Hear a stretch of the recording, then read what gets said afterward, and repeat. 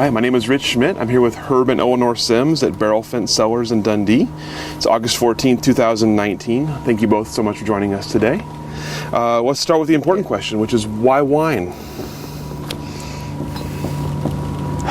That is a good question. That was not our careers to begin with. I guess on the other hand, why not? Why not? Yeah.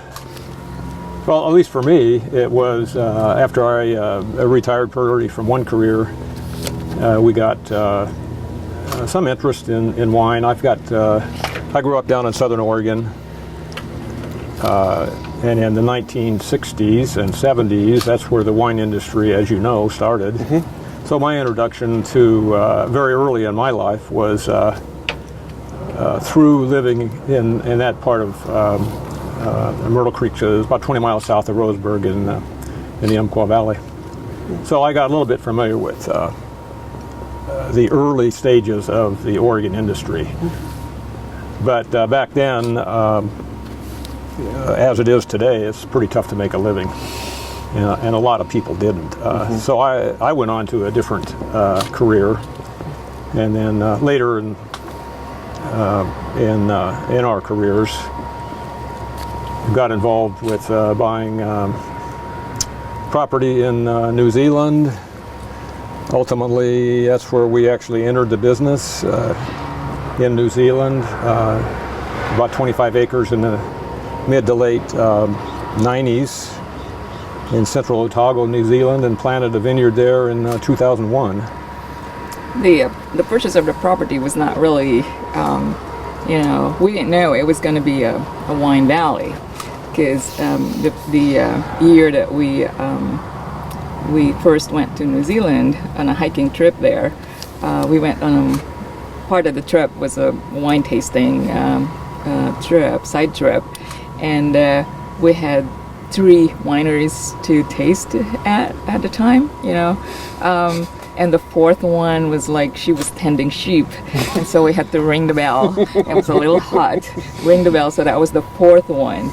But those 3 wineries in the mid 90s are the biggest ones now in that part of central Otago. So 3 years after we bought the property, more and more grapes were being planted, and so he got the crazy idea. It's like, wow, let's see if part of our property, it's 25 acres, but the plantable section was only a little over 5 acres, because it's a sloping property right to the gorge, and it's a really difficult growing because of frost. Yeah. You may have heard of cool climate grape growing. Yeah. That's cool climate. Cool climate, yeah. It's all Pinot. It's all Pinot Noir. So after that, we moved. After that, I graduated. I moved. So because we were in Saudi Arabia, during the purchase of the New Zealand property. So when he retired, I had to think about my career too. So I had to go back to school in Washington to be able to practice in the U.S. And that's another short kind of introduction to the wine. Again, we lived there for 3 years in the Yakima Valley. So I decided and Merlots She was in a medical residency program, and I thought about I needed a job, and Home Depot wasn't too exciting, so I went to work for a local winery in the Yakima Valley. So I had several years of experience as working in the cellar and tasting room, and I kind of started at the bottom. And he said, "This is hard work." This is hard work. Except when he brings home. Where's the romance? But after she graduated, decided to move back to Oregon, where she has her medical practice, and then we ended up with this property here in 2003, and. Luck. It was serendipity. Yeah, I guess it's fortuitous. But he was really looking for, but we weren't looking for it would be really great if we find a house that we like with the vineyard property. But you know, for 1 year we looked around and there was just nothing that was kind of look nice to us. So he decided we'll just purchase a vineyard property and then look for our house. And on the way back, we were still in Washington at the time. On the way back from McMinnville, because I have to live within 10 miles of the hospital. So we weren't even looking in Dundee. We thought, you know, it was too far out for me to be on call. So, but on the way back home to Washington, he got lost. So instead of taking 99, he took 240. Yeah, I guess it was. Yeah. Doesn't sound like you got lost at all. And then we had to cut through Warden Hill. Yeah. And there was a for sale and sign. then there was a for sale sign. And it's like, our agent didn't tell us about this. So it was a Sunday afternoon, late Sunday afternoon. So we just drove up. I came out of the car and said, "This is it. I don't care what the house looks like." Look at the view, you know, and it's like, all right, I don't care what the house looks like. This is it. So we put in an offer that day. That's how we got into the business. Yeah, basically. So we had ready vineyard. It was 3 years old. 2 to 3 years old. It was just planted. 2 to 3 It was years planted by old. Rex Hill. So the vineyard is actually planted by Rex Hill. They had a 30-year lease Yeah. on the land. Yeah, and they planted the grapes.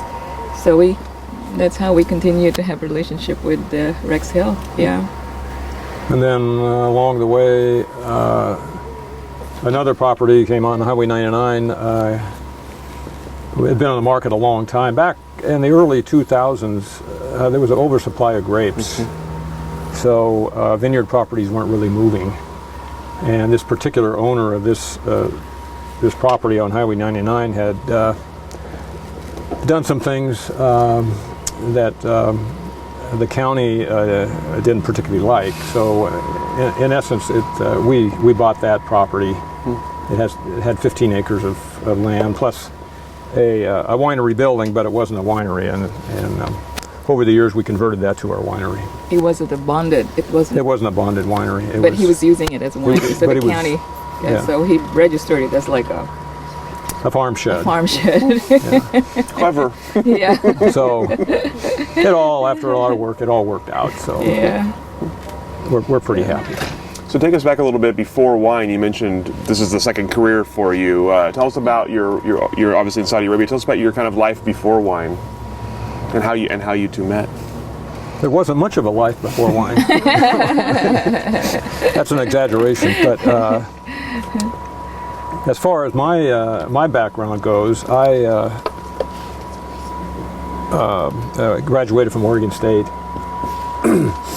and then after satisfying some military obligations, I went to Stanford University in their MBA program, a business program. So I graduated from there and worked in the San Francisco Bay Area for an agricultural consulting company. And they happened to be managing some vineyards in Sonoma County. But again, back then, it was difficult to make a career out of the industry. So eventually, I took a job with the Arabian American Oil Company in Saudi Arabia, which is now known as the Saudi Arabian Oil Company. And they were responsible, and still are responsible, for producing all the oil out of Saudi Arabia. Wow. So this was just a stopgap measure in my career, but I spent close to 18 years there. It started as hopefully 1 or 2 years, and then But luckily I found my wife, so that was beneficial. Yeah, I'm originally from the Philippines, and that's why I graduated medical school. And there were 10 of us, female doctors. We were the first female doctors that was hired by the company to take care of the families oil company workers. Yeah. Okay. So so that's how I got to Saudi Arabia. In the Philippines, if you want to open a practice, you have to have big bucks to kind of open up your career. Yeah. So I thought I'd go to the oil company a year and save some money and be able to open up my own practice. And fortunately, I met him. But my mom says, unfortunately. I was like, you really want to go? I mean, you're not young anymore. It's like, because I was, late in my. In fact, when we got married, as a side story, when we got married in an Anglican church in Bahrain. And so on the marriage certificate, it listed me as Spinster. spinster. So every time I remind her, I pull out the certificate and say, Yeah, a British minister. That's a British, Yeah. common British term. It's different meaning. So my family was like, and of course, as a foreign medical graduate, you have to go do all the stages of being licensed. Fortunately for me, the Philippines, the medical education is patterned absolutely 100% with the American system. So all our textbooks, curriculum and everything are patterned from the curriculum of the U.S. So you don't need to go back to medical school if you want to practice here. You just have to pass the exams. Just have to pass the exams. Just that. So it took me a year to do that. And then I have to fly to Philadelphia to do the oral exam. Yeah. And then I've been in practice for almost 20 years.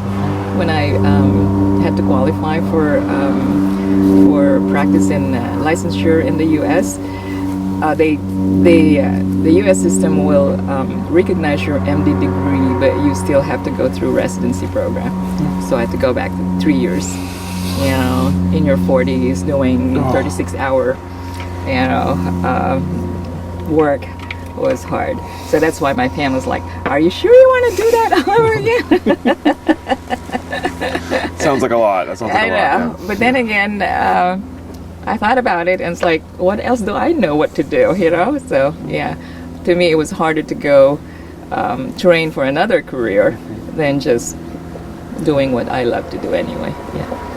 Yeah. So it was a hard 3 years, but the wine in Yakima Valley made it a little easier. So tell us about the process. You purchased a house in New Zealand. You realize that there's kind of a burgeoning wine community there. Tell us about the process of sort of learning the wine trade from that end, from owning property, having your own grapes, and sort of what you set out to do, what your hope was when you first planted grapes. Regarding New Zealand, we had bought the property there with the intention of a retirement home, part-time, not full-time. And we had considered full-time residency, but it's pretty difficult for older folks to get residency. Young people, it's no problem. But which turned out to be okay. So we at that time thought if we were going to be part-time down in New Zealand, since it's opposite seasons, we needed some kind of career down there. So that's why we gave it a lot of thought before we planted the vineyard. And so we did, and I didn't know a lot about viticulture, but you learn as you go along, and it's the same way here. Sometimes older folks go back to school for viticulture, and also the wine business, and be a winemaker. But if you read, you talk to a lot of people, and so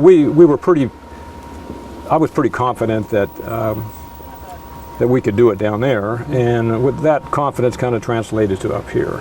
And we took it kind of slow. We are pretty risk averse So with our property here and the property out on Highway 99, we did some things to kind of mitigate the downside of financial downside of the properties, which you don't make a lot of money generally, but you don't lose a lot either. So it kind of evens out. You have to manage to not You have to lose manage. a lot. You have to manage your finances, which we've seen some people not manage very well. It's a very capital-intensive industry, and but anyway, we've had some challenges down there, which everybody does. Part of the challenge is a cooler climate than here.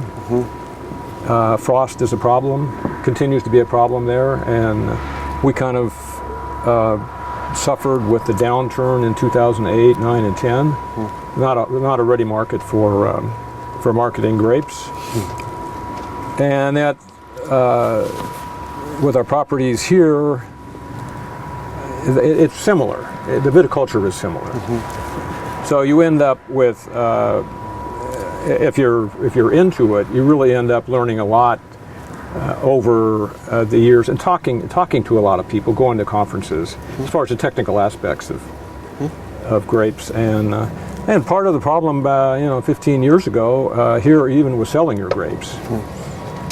So it's reversed at the moment, but we'll see how that goes for the future. But that's and then getting into wine is a different aspect of it. That's totally different skills, and the biggest part of it is ending up to be selling your wine. So how do you do that? And It's easy enough to make the wine. yeah, it's easy. It's not easy to make wine, but it's. How many terms did you do at Chemeketa? I did a few courses at Chemeketa courses, so on winemaking, and he went back, or not went back, but he did a few courses with the. So going from being a viticulturist to being a maker and seller of wine is a totally different skills. And so we did it very slowly. So we didn't have to, invest all of her life savings in the wine business. And then along about the time that the old saying is, if you're a grape grower, you always think you can make better wine. So that's what we tried to do. But we did it a little bit different. We thought about trying to, because it's Pinot Noir here that we grow mostly, and Pinot Noir 100% in New Zealand, we thought we would try to market that aspect of it to our tasting room, basically. So that's why you see New Zealand wine that's associated with Barrel Fence Cellars. We had to do something different. Yeah, we tried to do something a little different because especially this hill, how are we going to differentiate ourselves from 12 other neighbors doing the same thing? Yeah. And it turned out to be a challenge. And kind of the catchy thing is that we're located on the 45th latitude north here. And by coincidence, our property is right near 45 south. That wasn't planned at all. It just happened. So that's kind of the difference in our opposite seasons. So you end up with Pinot Noir growing. That's why Pinot Noir from New Zealand is from our region is called Central Otago.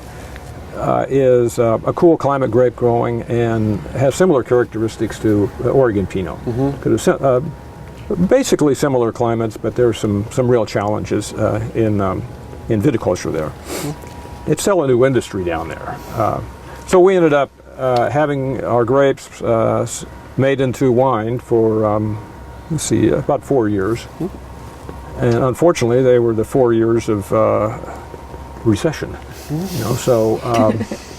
But it took a lot. I did most of the work myself in trying to get the wine made down there, and importing and learning their system of taxation on alcohol, and taxation here for imports is not all that easy. But we did it, and So then we started with this was our garage before turning it into a tasting room. So This was not the first, our first choice yeah. for the tasting room.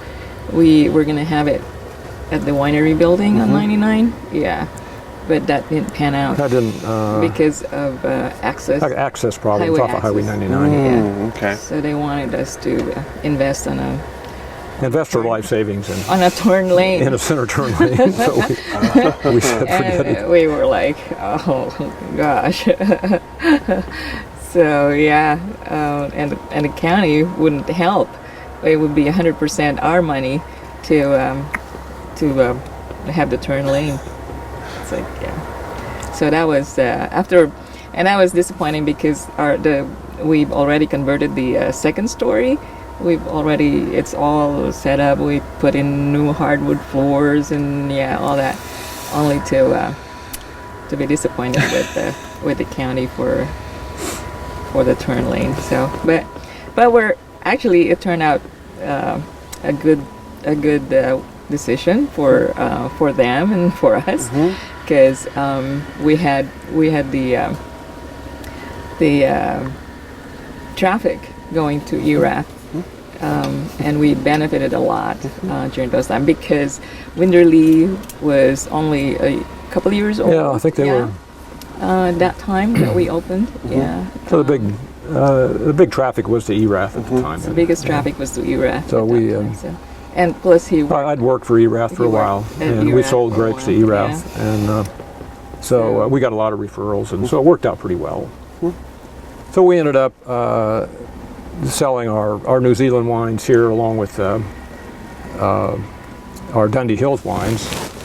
And the other thing we found out, which fortunate, is that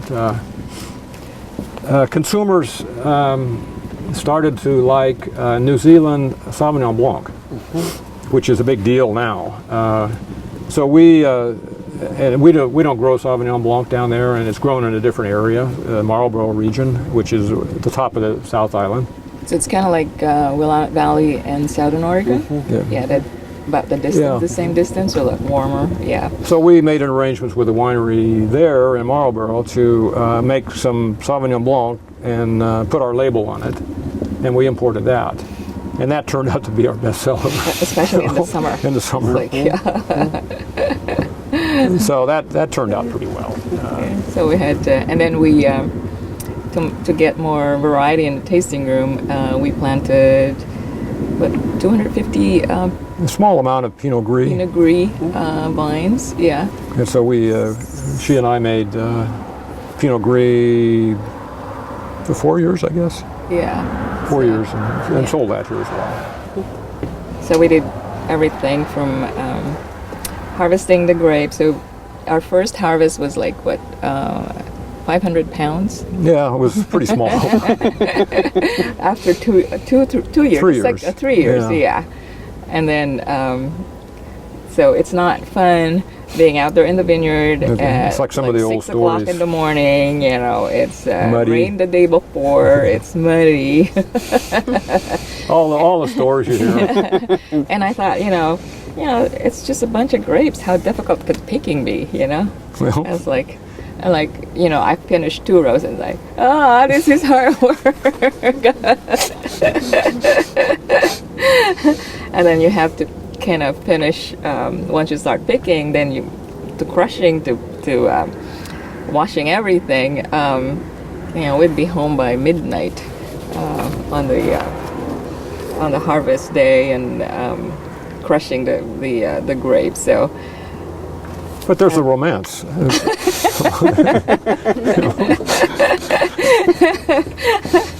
So I was like, oh my gosh, and how much are we selling per bottle for this?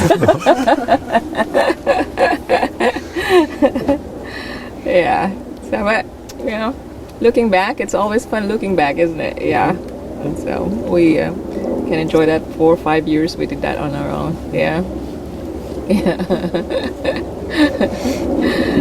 You mentioned the similarities between the 45th parallel on either side and growing Pinot Noir on both sides. So tell me what's similar and different between growing in the Dundee Hills, growing in Central Otago, and how the wines are different.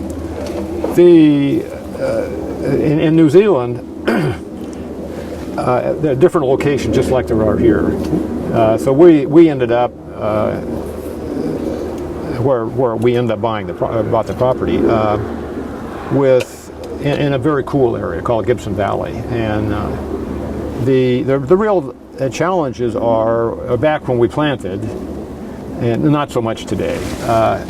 It was getting the right clones in the limited amount, and we planted about half on self-rooted and half on grafted rootstock. So nowadays, it's as far as choosing your clones, it's easy to get. They're easy to get. Back then, it wasn't quite so easy. The biggest difference there, the growing season is about as long, a number of growing degree days, as it is here. But there's the real challenge of frost. Mm-hmm. It's like Southern Oregon. Mm-hmm. It's the challenge of frost, and we always have a frost in the spring, and also frost in the fall. So the biggest challenge for us was finally coming to the realization, after losing our crop for a few years to the frost, that we needed to buy a wind machine. We had 2 years no harvest. We had 2 years at all. Of nothing. Yeah. And then every year, there's always, if you didn't have frost fighting, machines, you lose about 10 to 20%. Yeah, that's every year, guaranteed. Whether it's a good year or a good, that's just a inclement good year. weather. Yeah, wow. The best year would be a 10% loss. Yeah. So we ended up 4 or 5 years ago actually buying a wind machine, which they're expensive, and kind of interesting thing about it is that there are a few wind machines made in New Zealand, but the biggest seller of wind machines, and lots of people have wind machines, they're made in Yakima, Washington. It's where we used to live. So we went up to Yakima, went through the plant, and anyway, we installed the wind machine, and it's really paid off. So to mitigate the risk of frost, it's a significant investment, especially, we don't have a huge vineyard down there, but we probably paid for the wind machine several times over now, just to saving some losing our crop. Mm-hmm. If you didn't have that, you have to use helicopters. You have to use helicopters. Some vineyards use helicopters. That's even more expensive. So, and we did that for a couple of years, and then he said, it's not paying off, because even with using the helicopter, we still lost. We still lost. Yeah, it's not as effective. Mm-hmm. Yeah. So the other, as far as like a spray program, it's pretty much the same. There's not the humidity down there like there is here, so you don't have to spray quite as often. But come middle of summer, another significant difference between here and there are the birds. So the birds are a problem here, but they're nowhere near the problem they are down there. So we have to bird net. So you have to spend $10,000 or $15,000 in buying bird nets, and then you got to put them on, and you got to take them off after harvest. Yeah. And so that's so the actual viticultural cost is about the same, except you got to have your wind machine for spring and your big bird nets bird nets. Yeah. Everybody puts on bird nets, so that the birds are not migratory like they are here. So they usually hang around waiting for grazing, and then they know when it's time to go. It's time to come in. Grab and they will decimate your crop. Yeah, there's just no way without it. And then the marketing is about the same as far as trying to sell your grapes. It was hit and miss for us for a few years, and finally we got a winery that likes our grapes. Mm-hmm. So we're able to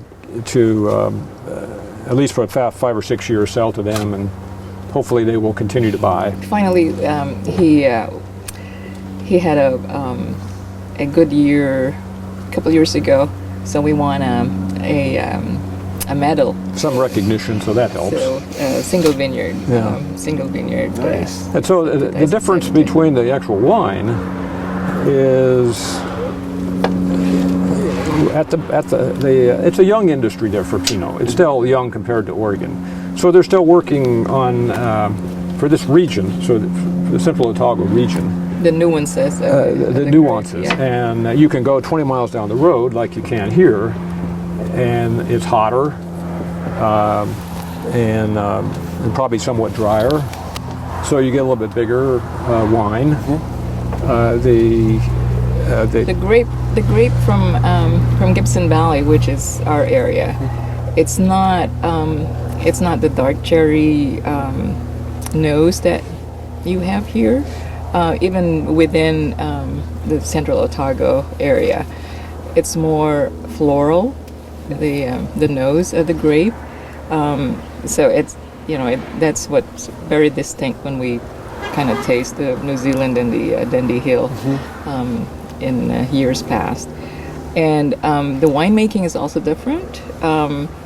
They don't like really, and we, coming from Yakima with the big reds, we like more body to our Pinot, and which our winemaker at Bexhill does. Yeah, but the winemakers in especially in Otago, Central Otago, they don't like that style.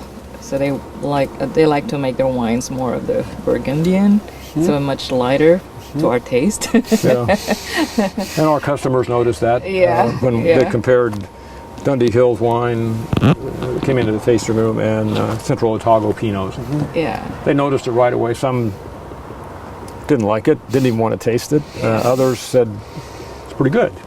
Yeah, because it's very different. I mean, it's the same almost. So half of our vineyard has the same clone As here. here. Yeah, it's so it should be the same taste, but it's not. It's not. Yeah. So it's floral to the nose, much lighter in body, a little bit more tannic than our grapes here. Interesting. Yeah. And then we, growing wise too, we have to irrigate down there. Of course, we have clay soils here, Jory soil, but there we have to irrigate all through the summer. Actually, we were interplanted, and we had about like 50% loss because of really dry weather when we planted. Of the interplants, yeah. Yeah. No, it's the same old challenge. Right. Yeah. But Yeah. And that's even with irrigation. Yeah. So yeah, the soils we have there is really rocky. We had big boulders taken out of our volcanic. vineyard. Yeah. Yeah, it's different. It's a different growing area, but it's really interesting that we've taken some of the things that we do here successfully, integrate down there, and we've also taken some things that they do down there and tried to integrate it into here. We were one of the first, because a lot of especially for Sauvignon Blancs and some Pinot picked by machine down there, and you're starting to see some machine picking here. I think we were one of the first here to machine pick, at least on a trial basis. Our vineyard in '99. Our vineyard in '99, and it was interesting experiment because Rexhill did the experiment. So they machine picked half of the vineyard and hand picked half of the vineyard, and they were going to compare the how the wines came out from those two. And so with the blind tasting, the machine pick came out better. So they decided, for your entry level Pinot, it's because at the time, labor was getting a few years ago. It still may be. Right. So. But anyway. But the machine is also capital intensive. Yeah, very it's capital like, intensive. $350,000, $400,000 for the machine. Yeah. Yeah. So So it'll take a lot of years to kind of get back. But it's spreading, I think, throughout the industry. But for big Machine vineyards, picking, yeah, it's a way very to go, sophisticated machines. You talked about watching Central Otago being still so young and younger than Oregon. So tell me about what you've seen there in terms of growth of the industry and maturation of the industry, and sort of where it sits compared to Oregon. Exponentially. I think both areas are experiencing the same problems and challenges and opportunities. Lots of growing pains. Down there trying to. It sounds kind of trite, but for a lot of wineries, I'm speaking of the smaller wineries now, staying business is a hard job down there, just like it is here for small growers. And it's a small country producing some very good wines, so they have to look to exports. It doesn't... Sauvignon Blanc is the biggest seller by far, and Pinot Noir is really secondary. But for Pinot, the small producers that we know of had tried to export, and very few of them were successful. Asia, China was supposed to be a big, and it still is. So exporting is the opportunity, but many of them, the smaller producers, have pulled back and tried to sell within the country. Just because we're small, it's very expensive to export and have a whole marketing program. US and Canada was just almost like a closed market for them, because every state have their own. It is really tough to import into the U.S. Yeah. And compete against Oregon and California. But they have a real strong national organization called New Zealand Wine, and that is partially funded by the government and then funded by our tax money that we pay down there and membership fees. And they promote heavily all New Zealand wines throughout the world, basically. So if you wanted to taste a New Zealand wine, you could go to one of their industry events, I think in Vancouver, BC, or San Francisco, LA, and they will have a representative selection of wines. And they're hands-on with their exports. So they want to make sure that nothing comes out of the country that's bad. So every vintage you have to submit. You have to submit your wines for sensory evaluation. For evaluation. Yeah. I mean, it's not. It's. I think their program is good. It maintains the quality, but so they still have lots of growing pains. But the biggest market for New Zealand wines is Sauvignon Blanc, and there's some really large companies, U.S. companies included, that market fled the world with New Zealand Sauvignon Blanc, and it's been very successful. And they also dictate some viticulture practices. The government does.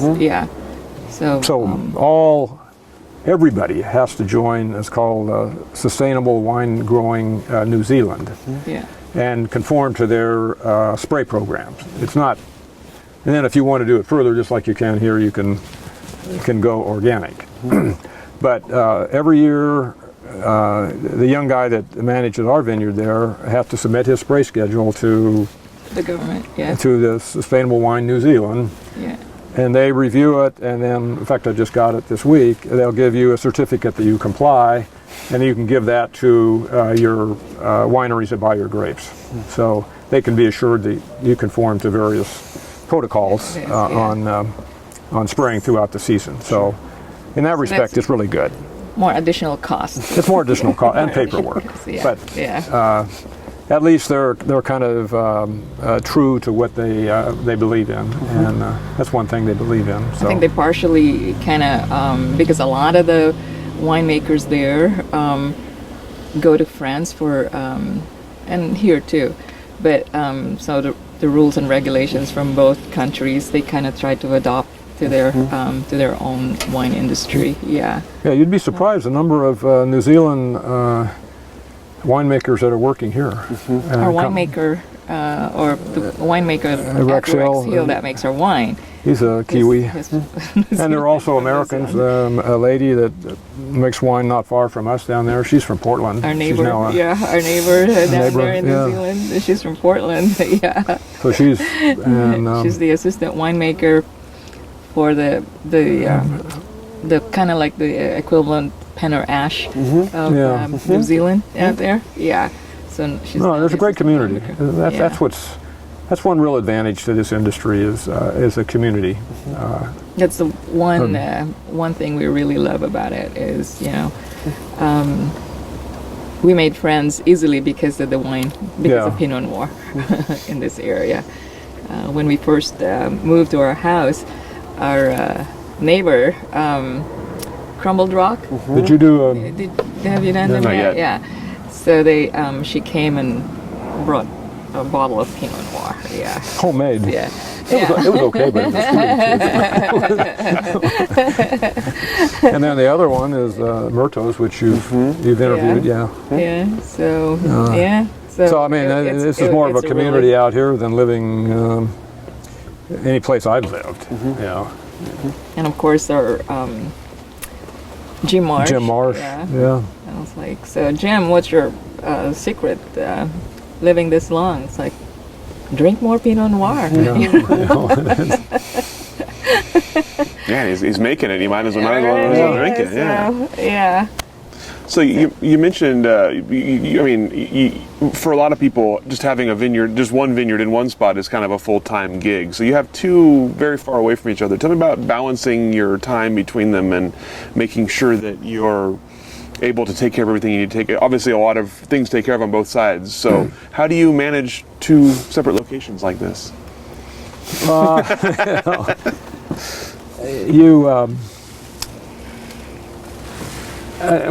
Technology helps a lot today. But when we first started out, the issues were fairly complex as far as New Zealand. So how do you pay your bills? From there, and you're here, and so you end up. First of all, you got to know what's going on in both locations, and so I've done it enough now that I know what is going on. The times of the year. So when you get a bill from here or there, you can say, "Yeah, I owe the money." So his business background came in. So it's all business. I mean, really, it's a combination. That's the problem with starting a business is you got to be able to understand how businesses operate and the accounting part and legal part and so on. So I started out trying to pay bills from here, but it didn't work out. Just because of the time lag, and you fax stuff back and forth. In those days, it was still the fax. It was still the fax, and the mail was out of the question. And they still call like at 1 o'clock in the morning. It's like, what's that? So over time, I know now who does the work down there, so to speak. I mean. People we use to spray, and of course the younger guy that's managing, we're one of his clients now. He started off with us 20 years ago, is right out of school, and now he's got, in fact now he's got 2 kids and a wife that's a winemaker and other customers. So he does works out of the spray program and so on, and we get a budget from him. And sometimes he sticks to it, sometimes he doesn't, and then I get the bills, and some of the people now send me the bill directly. So the people that do the spraying, we've been with them a long time. They just email me the bill, and the same with, got people that fill up our diesel tank for the wind machine and the picking and so on. So they send that to me now, and I know what's going on. And then I turn around, I approve it. And once a month, I collect all of our bills, and then and sometimes there are not very many in the winter, like right now. There's not too many, and send them right back down to an accountant that we've used for 15, 16, 17 years. Since we planted the vineyard. And So they're approved, and a they're- part of it is you got to, how do you get the money there? I mean, that's a good question, and you got to figure that out. How you get enough money in your bank accounts, because everything in New Zealand is done by wire. So they don't don't checks. send out checks. We tried to give somebody a check down there, and they thought, I don't know what this is. But that's the financial system they have, and Even paying for labor. even paying for labor. Like, it's all, wiring. So it's time consuming, and you got to be organized. And up here, it's a little different because we've worked with Rex Hill on this vineyard since we moved here, and now they are their crews do the viticulture work, and we know the people here, and the crews, really hardworking people, great people, and so at our winery we operated that in conjunction with a friend of mine that was a winemaker. So we were able to stay on top of that, and so it's if you don't pay attention, you're going to lose money. I mean, that's and her instructions to me was, I don't care what you do, just don't lose money. So It's good advice. It's good advice. so if I want dinner in the evening, I better not lose any money. But it's you got to look at it like you can't look at it as a hobby, and because it can get away from you, and especially with a vineyard and a winery. The difference is you can't, if you are losing money today or not making money today, you can't say, I'm stopping. It's like any agricultural product, because nature goes on, and There's more grapes next year. There's more grapes next year. There's more. If you're an apple grower, it's the same way. Agriculture is a different industry, so you can't just say I'm going to not buy any more inventory for my store.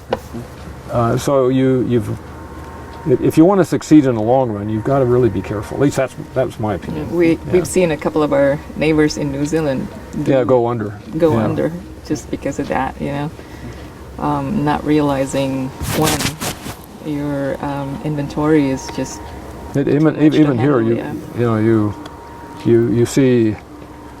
I mean, that's a mistake that we tried to avoid, is that if we've got 20 tons of grapes out here every year, that translates into well over 1,000 cases of wine.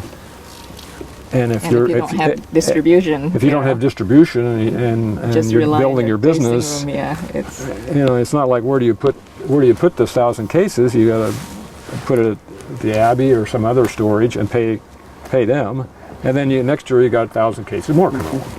So you've got to really plan ahead, and we've seen people that just don't do that. I mean, you can only drink so much. You admire their optimism, but sometimes the practicality, the reality, you have to realize, So it's really sad to see, because a couple of neighbors in New Zealand just did basically that. So they've lost about everything. They lost their vineyard, and it's kind of sad, especially you're not young anymore. So to answer your question, it's you've got to learn a lot of stuff. And you still end up, and the government doesn't make it any easier either. But that's the nature of life. So the future for small growers is bleak. I think it's pretty. I mean, if you want you have to really stay small. There's no in between. You have to stay small, and to cut down on your expenses, you have to work it yourself. Because if you only have 500 to 1,000 cases, and you're paying 3 people to sell that for you, it doesn't. It's hard to make any money. And it's the same everywhere. And if you don't sell off like Herb says, that 1,000 cases this year, you got another 1,000 cases next year. Yeah. Yeah. So that's one way we tried to reduce the risk, the financial risk, is with our vineyards. We knew right away the marketing problem, and if you grow your own grapes, that's one set of a large expense for the year. And if you then make it into wine, that's a second large expense, and then you got to sell the wine. So we ended up just selling part of our grapes that we grow each year to get cash coming in, and just making enough wine that we figured we could sell. And that worked out pretty good. Yeah. So you get some cash. The cash flow in any business is the secret. So We learned from our neighbor here that Jim Marsh was making about 600, 700 cases a year, and he had 2 employees, and they had to close after 4 or 5 years. Yeah. Because it was just not profitable. Yeah. So we kind of learned from that, and and then if you want to grow big, I mean, you also have to invest big. You have to invest big. And that's some of the changes today that we see.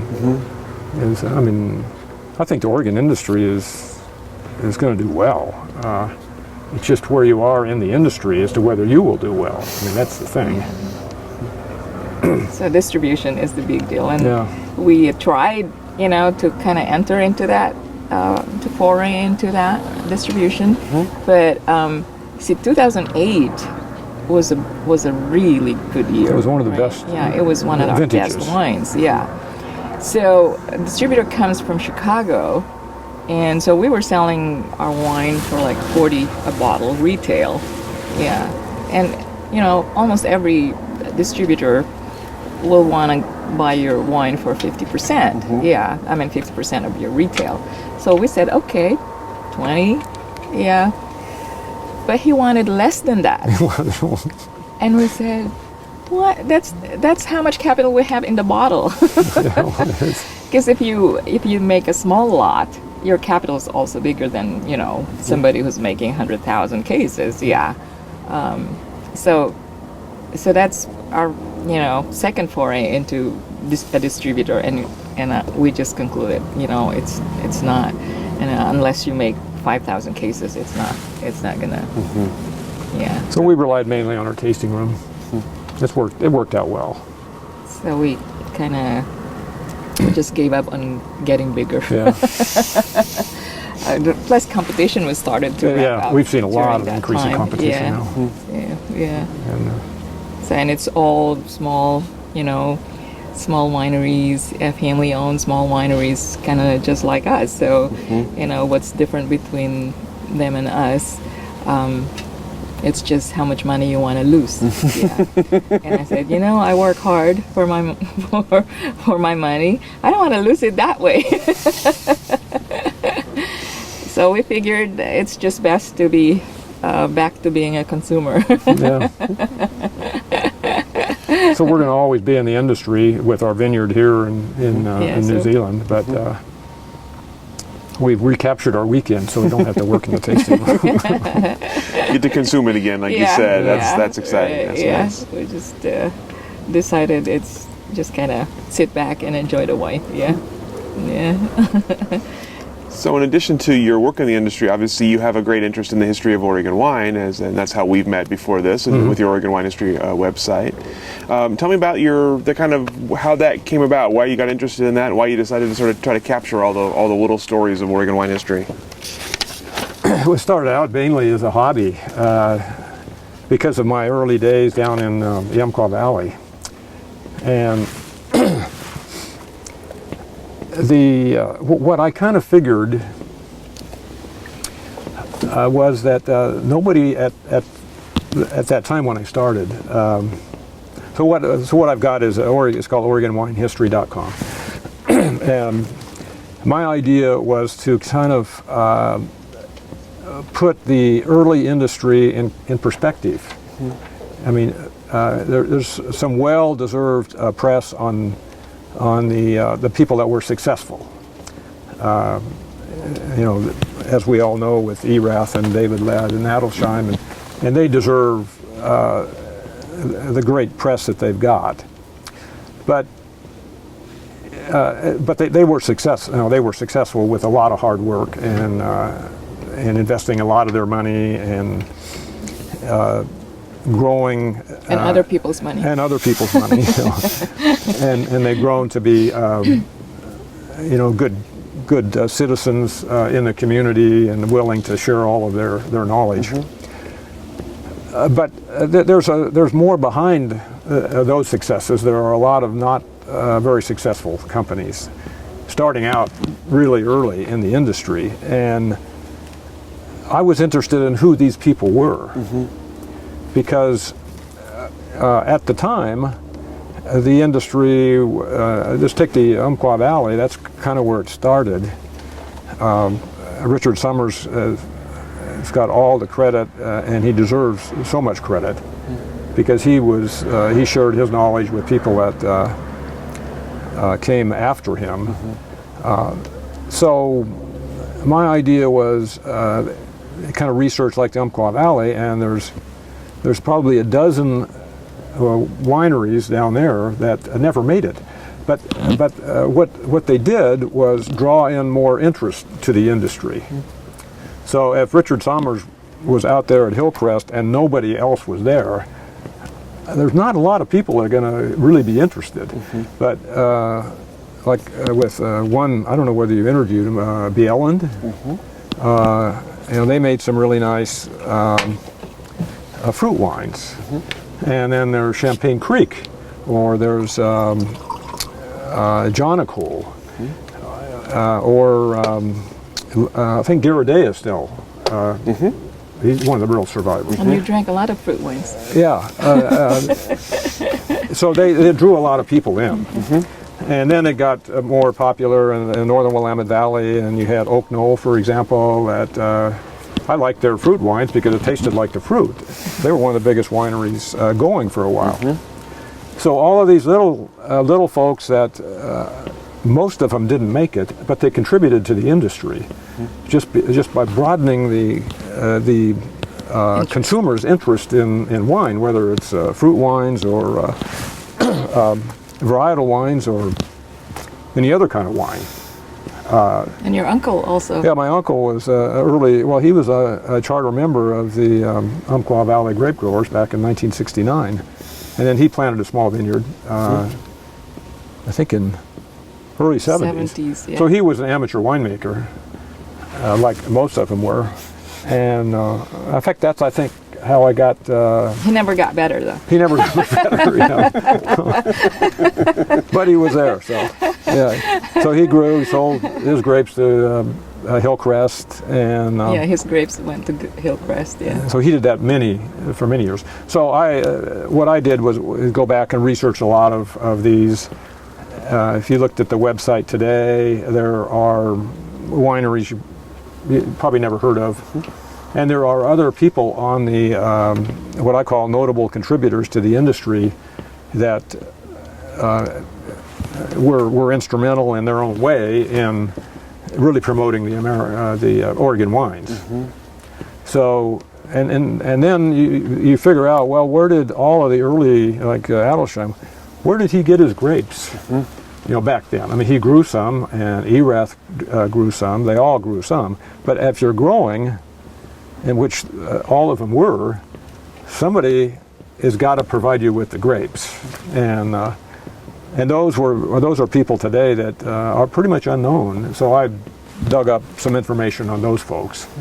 They deserve a lot of credit, but normally the press, in general, doesn't talk about the grape grower. But the grape grower is or has been a real key in the industry. They were the ones who didn't make money. They were the ones that didn't make a lot of money, and they were the ones that really took a lot of risk. economic risks, and a lot of them didn't really make it. So that's the reason that I decided to do that, and plus he was kind of interested in, like, okay, so these couple own this winery today, but didn't so and so own that before? Yeah. And was, before that was this couple? It's like, what happened to them? So, like, he was really interested in kind of researching how that winery started and how it became. You probably interviewed that Winston down in. Well, there's one winery there that is pretty. I can't think of the name of it at the moment. In Winston, Oregon? It's right outside, right off of I-5, going towards Winston. It's off to your left as you turn off I-5. Cabacella? No. Anyway, so they've had, over the course of time, they had two different owners going back to late 60s, early 70s. And I think there's still some of those original vines there. But I mean, that's kind of my interest. I mean, it's like genealogy, really. And you've interviewed some people along the road here. I mean, there's some really early vineyards out here. But it's kind of interesting. That kind of stuff's going to get lost in time unless somebody documents it. It doesn't seem like a lot of people are interested. It's there. Well, we're on your side all the time if that helps, because it's been very useful for us. Tell me about some of the challenges you run into trying to find that history, and some of the interesting things you found that you were some exciting discoveries or things you weren't expecting to find. Well, the interest of people back then in the industry, I found kind of exciting because, like my uncle, for example, he had a group of people that most have passed away, but really were key in organizing the industry as it was back in the late 60s, early 70s. And they kind of carried the message out to a lot of other people, and eventually what was interesting is what we're seeing today is that our industry in Oregon is changing, and now we're getting interested groups in a lot of interesting areas, and the like the Willamette Valley is now, which has carried the industry all over the world, really. They have a little bit different direction than the people in the Umpqua Valley, for example, just because there's different growing conditions and different consumers for different wines. And the same thing happened way back when, is that it was people that have started in this business are really individuals. And they know how they want it to go, and sometimes to their detriment. And that's what I found. And even my uncle was, he thought that his grapes were some of the best, but nobody wanted to buy them. So, I mean, so what you see back then is what you're seeing today, and I think you will always see that. Is that it's always, time goes on, but the fundamental issues are still there, and people in this business have been very individualistic, and just like different styles of wine, and that's what makes it interesting.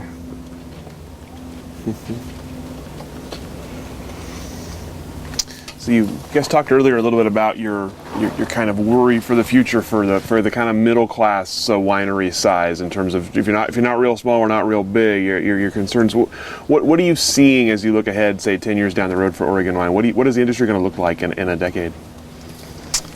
Well, just here on our road, we really don't like what we see.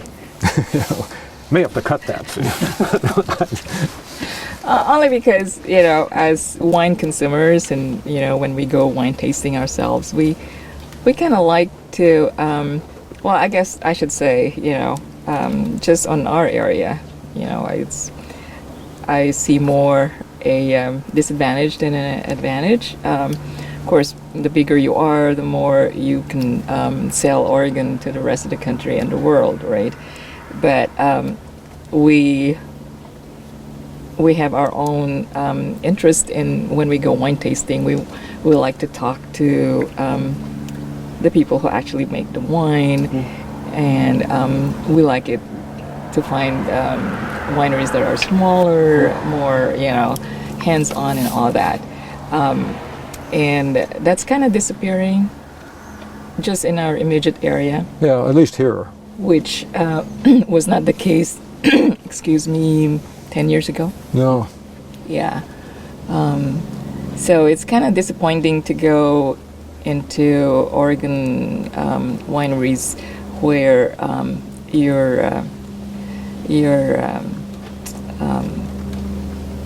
the person pouring wine doesn't know much about where the grape came from, and what is really in the bottle, and so it's very disappointing. And I'm from Oregon. I mean, we've lived here so many years. So what will tourists think of that? It's kind of like me when I went to France, and I went champagne tasting, and the lady that was serving me was from New York. It's like, this is my first day at work. I was like, so what is she gonna know about what she's pouring? So that's kind of disappointing if you're, especially now, we see the last 5 years of our tasting room, we see more and more groups that are coming to Dundee just for wine tasting. I mean, they're here specifically for that. You no longer, there's more and more that we sow before we close the tasting room. So, that's kind of really be disappointing if they came here, research all about Oregon wine, and then you have somebody that, can't tell them much more than, this is 2015.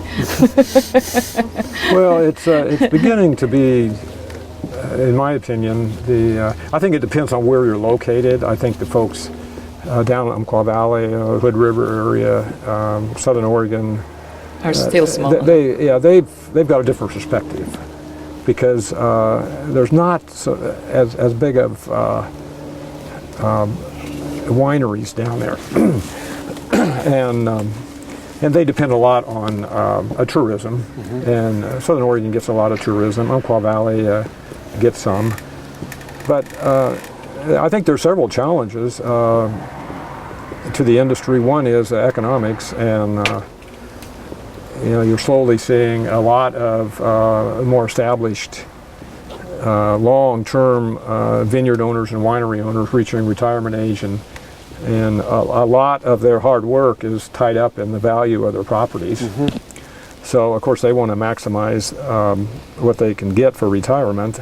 So the smaller, well, luckily there are a lot of young people that can start up, like in Portland. You don't have to own a vineyard, and setting up a winery is not all that expensive. So that's real positive.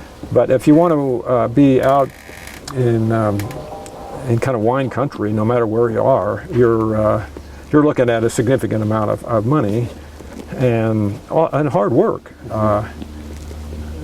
And it's very difficult to get, and we know this firsthand, and some of our neighbors as well, it's very difficult to get into a restaurant with your wine, or a wine shop or Costco, and make money out of it.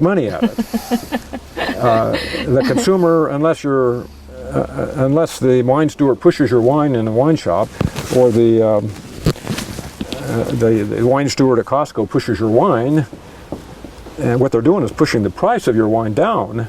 You gotta have volume. And so, like she was saying, you're going to remain small and do a lot of the work, at least in the tasting room, yourself. Or get really big. Have a pile of cash, and even then, working into nationwide distribution is very difficult. I mean, you go into Fred Meyer over here, like in Tigard or in Newburgh. I mean, you look at the Pinot Noir on the shelf, and how does the consumer know which bottle to buy? You know, the prices are reasonably high. So, but I think Oregon survived in the past. They'll survive again. People are innovative. We were in one grocery store at Garden Home. Lambs out there, because the wine person there loves New Zealand. He likes New Zealand wine. So he has a few New Zealand labels there, and he was saying last year he maybe gets about 7 to 10 new new labels trying to sell him wine. A week from Oregon. A week. Yeah, a week. Yeah, just small producers. Yeah, shelves aren't big enough. And, and they're all crowded in the same price range. So so but it's good that people are willing to lose money. At least temporarily. There's no the optimism for making wine and selling your wine is definitely there. Yeah, I think it's like is always said. Fortunately, we got the hobby romance into making young people and very skilled people. Entering the industry, at a great age. We hope that momentum continues. Yeah, we know because it's very collaborative. I mean, even today, if you have a problem, you can call up somebody and they'll help you. We know one high-tech person that used to work with Intel. So he's an engineer, a high-paying job at Intel, and he just quit and went to Chemeketa, took his classes and all that, and started working at the cellar. Yeah, I mean, just. But going to school as a winemaker doesn't really. It's not your path to a career is not guaranteed, because there's just so many wineries and there's just so many winemaker needed. But he's one of the lucky ones. Yeah, he worked hard. Yeah, and, it took him 6 years, from maybe a little bit more, to get from a cellar hand to assistant winemaker. So, but and now Umpqua College is having another. They've got a program. But it's a good industry, but it's not a high-paying industry. It's like, but it's. I think it's going to grow, and because Oregon is pretty unique. The products that come out of Oregon, wine products, Pinot and some other ones, they're pretty unique. And it's not the same. Oregon can differentiate their wines from California wines, or differentiate it from New Zealand wines or French wines. And they continue to win. And they continue to do well. Yeah. So and thanks to the very large companies here that have carried the message all across the U.S. We just don't like it when they deforest our hills. That's what I meant. I get it. Yeah. But on the other hand, I said, so all the trees are gone there. But on the other hand, I was telling Herb I'd rather see vineyards there than houses. Subdivisions. Exactly. So so that's, I guess, the price you pay for progress. Yeah, you got big bucks coming in and high-end wineries. And now, when we first came to Wine Taste in early 2000, because Yakima Valley, all the wineries, all wine tasting there was complimentary. There were no wine tasting fees, so we were used to that. And we come here, the first winery we went to was Lang. And it said $5 for tasting. And we was like, what? You gotta be kidding. You gotta be kidding. Oh, how things have changed. I know. Yeah. And now we got by appointment and 25 $25. yeah. So it's like, wow. And that's only 15 years, you know? Yeah. So on this road, it's only Marsh now that's not by appointment. Everybody, Let's see. Well, on the weekends. yeah. Well, no, I don't. No, I think there are other ones. I don't think Bella Vita is Oh, yeah. by that's appointment, true. and Yeah. Lang isn't.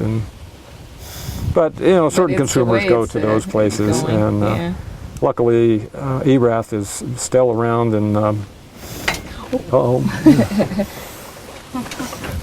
Yeah. and so it's good to see places like Lang that are still family owned, and Troy Moore, and so they've been around forever, and what is good to see is second generation. Third generation. Almost third now generation with for Marsh. And Marsh, yeah. yeah, third generation. For Marsh, yeah. Yeah.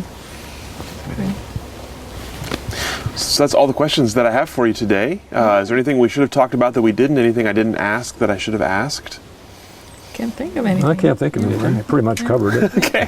Well, thank you both so much for your time today, for all your answers, and for telling us all the great stories. And we'll let you off the hook here. Yeah. Appreciate you coming. Yeah. Thank you.